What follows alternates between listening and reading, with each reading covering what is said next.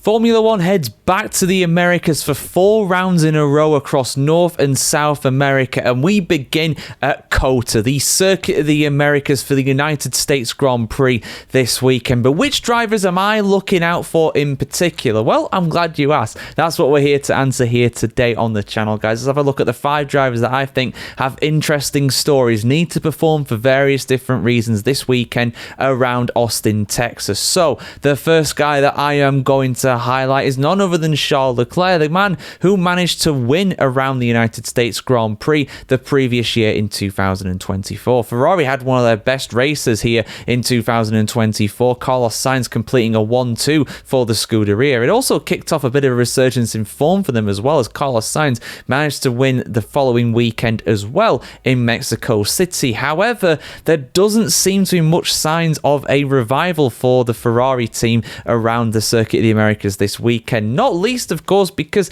they had a really bad weekend in Singapore. Now of course Hamilton's overheating and ailing brakes meant that he finished well down the order as a result. Charles Leclerc was not that much better, to be honest with you, albeit didn't quite have the mechanical issues of his British teammate. But how do I think Leclerc is going to get on this weekend? Well, I think if he gets the top 5 he's doing pretty well. This is going to be a hot race as well. This could be another heat hazard race in fact as well. The current forecast for Austin, Texas is saying it's going to be over 30 degrees Celsius during the weekend, so it could well go down as another heat hazard race because of that. And as well, on top of that, Ferrari do seem to struggle in these hotter conditions. You know, the brakes struggle more. The floor, of course, has worn out round here in the past. Leclerc got disqualified here in 2023, I think it was, for having excessive wear on his planks, so they got to be really careful around this track, but we'll see how they get on.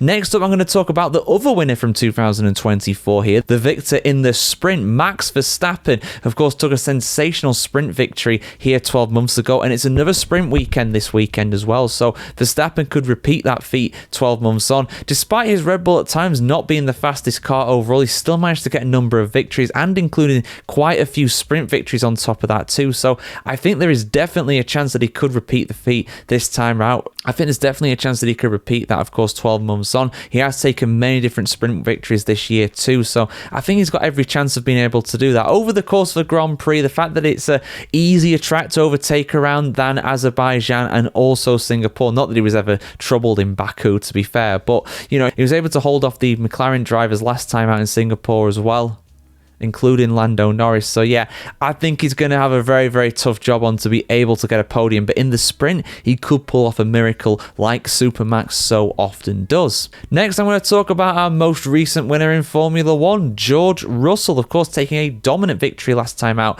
in Singapore. It was hot in Singapore like it always is. It's meant to be hot in Texas this weekend as well. On top of that too, this is also a bumpy circuit, a very difficult circuit to control the car, and you need a car that is very, very solid when it comes to its ride, when it comes to its chassis, and that Mercedes, to be fair, it looks very, very good. Antonelli as well, on top of that too, managed to get P5, P4 in qualifying too, so Mercedes are having a bit of a Silver Arrows renaissance late on in this season. Could they get another podium this time out? I think it's definitely possible. If I had to put money on it, I would back the 2 McLarens to be 1 and 2 this weekend, but I could easily see George Russell being 3rd in that Mercedes, if not being even better than that, so we'll see what happens this time out. Russell never won around this track before, but of course he never won around Singapore before either, and he managed to do it, so we'll see what happens this weekend in 2025. Next up, Carlos Sainz in the Williams. What a drive it was by Carlos Sainz to get 10th place, despite starting pretty much at the back in his Williams, around a track where you can't really overtake.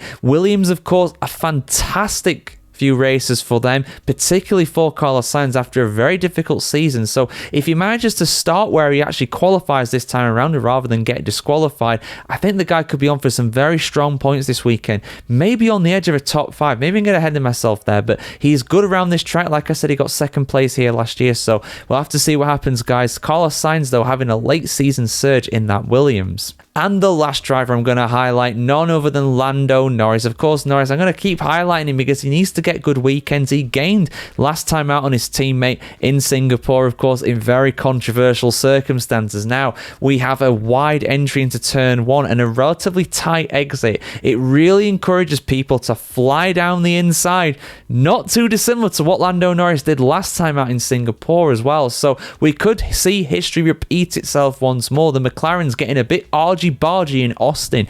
I will definitely not rule it out. And of course, he needs to get a victory. McLaren have not had a victory now in 3 races. And if that gap is to continue to close, if it's going to close fast enough for Lando Norris to win the World Championship, he's got to get some wins under his belt. 6 rounds remaining. Time is running out. But if he is patient and takes his opportunity, he could very much be champion this year. But Oscar Piastri, for me, still the relatively strong favourite. But hey, honestly, you can't predict these things around Austin. It's a great track in Formula 1. It always produces drama, and I think it will this weekend too. But yeah, guys, there you go. Those are the 5 drivers I'm looking out for this weekend in Formula 1. Let me know your picks in the comments below. Like, share, comment, subscribe. As always, guys, have a fantastic day wherever you're on the world today, and we'll see you very soon.